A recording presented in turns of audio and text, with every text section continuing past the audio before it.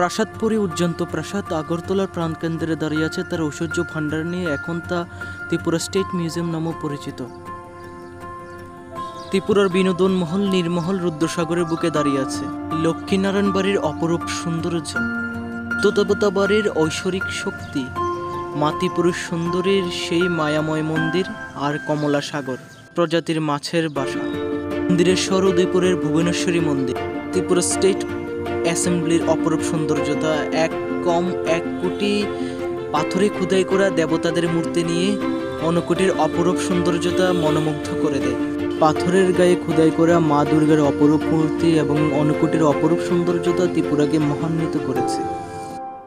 সত্যি ত্রিপুরা, তোমার তুলনা শুধু তুমিই।